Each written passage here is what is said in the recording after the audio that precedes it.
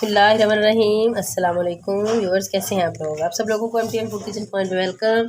आज हम लोगों के लिए एक बहुत ही कमाल की बड़ी अलग सी रेसिपी लेके आई हूँ जनाब। आप लोगों को चले नज़र आ रहे हैं। तो आज की जो रेसिपी है ना, ये है कमर्शियल रेसिपी। कमर्शियल रेसिपी मैं इसलिए कह रही हूँ कि ये आज हम यूँ समझ लें कि एक देग बना रहे हैं। मतलब 8 किलो का मटीरियल हमारा, 4 किलो हमारे पास चने, वाइट चने, और 4 किलो ये मेरे पास है चिकन का गोश्त। ठीक हो गया। तो हम इसकी बेहतरीन से एक फ़र्स्ट क्लास एक देग बनाएंगे, लेकिन इतने सादा तरीके से, इतने आसान तरीके से बनाएंगे कि आप लोग भी इजीली घर पे बना सकते हैं। असल में हमारे घर में कुछ मेहमान आने वाले थे, तकरीबन 70 80 90 लोगों का क्राउड है। तो इसके लिए हमें इतनी ही दरकार थी, और फिर मैंने सोचा कि आप लोगों के लिए रेसिपी भी बनाई जाए, क्योंकि हर घर में कोई ना कोई मेहमान या इस टाइप के इवेंट्स आते रहते हैं जिसमें उन्हें ज़रूरत पड़ती है। तो अगर आप लोग ये इस तरीके से सीख लेंगे तो आप भी घर में इजीली इसको बना सकते हैं। तो ये सबसे पहले मेरे पास 4 किलो मेरे चने लिए थे वाइट। इसको तकरीबन 7 घंटे हो गए मैंने इसको भिगो के रखा हुआ है। इसमें मैंने 1 चम्मच भर के मीठे सोडे का डाल दिया था, और ये सारा दिन भीगे रहे हैं। ठीक है। अब ये देखें, ये इनकी कैफियत है, ये इनके हाल है, ये इतने हो चुके हैं, फूल चुके हैं। अब ये इस देगचे में है, लेकिन मैं एक अलग से देगचे में तकरीबन 2 बड़ी देगचियाँ, तकरीबन 2-3 किलो पानी उसमें डालूंगी। ठीक हो गया। पानी को हम करेंगे गर्म, और उसमें फिर मैं बताती हूँ क्या करना है। अभी हम इसको उसमें उड़ेलते हैं। फिर अब देखें ज़रा, दूसरे देगचे में मैंने तकरीबन 3 किलो पानी जो है वो बॉयल कर लिया है। अब इसमें अपने सारे चने हम डाल देंगे। चने डालने के बाद इसमें हम 1 चम्मच जो है वो नमक का भर के डाल देंगे, बड़ा चम्मच है ये। और साथ ही 1/4 चम्मच जो है वो थोड़ा सा, बिल्कुल थोड़ा सा, इसमें हम डालेंगे मीठा सोडा। और इसको हम करेंगे, अब बॉयल करना है 35 से 40 मिनट तक नॉर्मल की आंच के ऊपर। इससे जल्दी गल जाते हैं चने। अब देखें ज़रा, फर्स्ट क्लास से चने जो हैं हमारे बॉयल हो चुके हैं। अब देखिए, अब हमने अगला मरहला अपना स्टार्ट करना है। मैंने एक देगचा लिया है, उसमें मैंने 1 किलो घी जो है वो डाल दिया है। घी को हम गर्म करने के बाद इसमें डाले हैं मैंने तकरीबन 1.25 किलो प्याज। प्याज़ों की अब हम करनी है अच्छी सी भुनाई, और इसको इतना भूनना है कि ये जो है वो लाइट ब्राउन से हो जाए।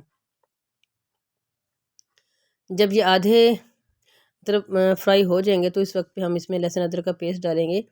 ये मैंने लिया आधा पाव लहसुन, आधा पाव ही अदरक। इन दोनों को अच्छे तरीके से कूंडे में पीस लिया था, और इसको हम करेंगे अच्छे तरीके से दोबारा इसके साथ ही। अब ये भुनाई होगी, इनको भी साथ ही हमने लाइट ब्राउन करना है।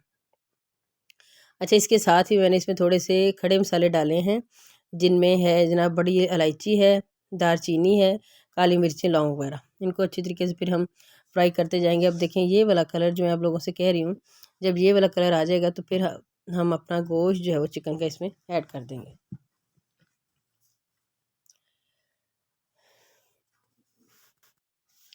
गोश्त ऐड करने के बाद इसमें हम अच्छे तरीके से हम इसको करेंगे फ्राई। अब देखें कि इस तरीके से बहुत अच्छा फ्राई होता है, जो प्याज़ों का सारा कलर है वो सारा इसके ऊपर आ जाएगा, और जो गोश्त की जो चिकन की बोटी है वो भी घुलती नहीं है। अब हमारे पास है कुछ मसाले।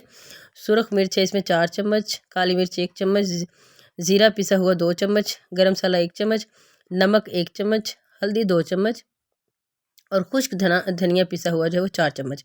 इन सारी चीज़ों को हम इसमें डाल देंगे। डालने के बाद हमने इनको तकरीबन 4 से 5 मिनट तक करना है फ्राई। मतलब इसको अच्छे तरीके से भूनना है ताकि जो मसालों का कच्चापन है वो ख़त्म हो जाए। अब देखें जनाब, मेरे पास है ये टमाटर 1 किलो थे, और 1 पाव सब्ज़ मिर्च थी, इसको मैंने ग्राइंड कर लिया था। अब ये भी इसमें चले गए, और अब हम इसको अच्छे तरीके से दोबारा इसकी भुनाई करेंगे।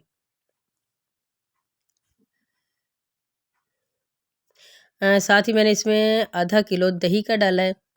इन सारी चीज़ों के से जो यकीन करें इसका टेस्ट है वो बहुत ही बढ़ गया है, और बहुत अच्छा इसका जो आप लोगों को इसकी कंसिस्टेंसी महसूस हो रही है बन जाएगी। अब देखिए, इसमें मैंने एक कौरमा मसाला का पैकेट डाला, इससे इसकी खुशबू बहुत अच्छी आती है, और जायका जो है वो इसका दुबाला हो जाता है। इसको डाल के हम अच्छे तरीके से इसकी भी भुनाई करेंगे। अब देखें ज़रा, इसको मैंने 20 से 25 मिनट तक इसकी अच्छी तरीके से भुनाई की है।